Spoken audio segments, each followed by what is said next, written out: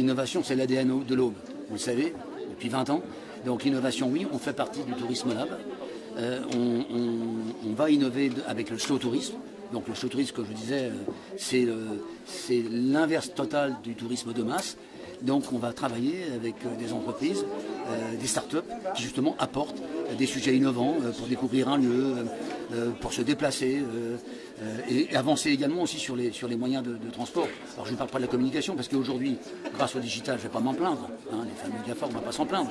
On peut être connu à l'autre bout du monde, seulement le jour où on a découvert Essois et puis qu'on vient à Essois et qu'on est accueilli dans Essois, il faut qu'on soit à la hauteur de ce qu'on a promis sur le net, et ça on sait le faire. C'est tout le rôle aussi du CDT dans l'accompagnement des élus locaux et des bénévoles.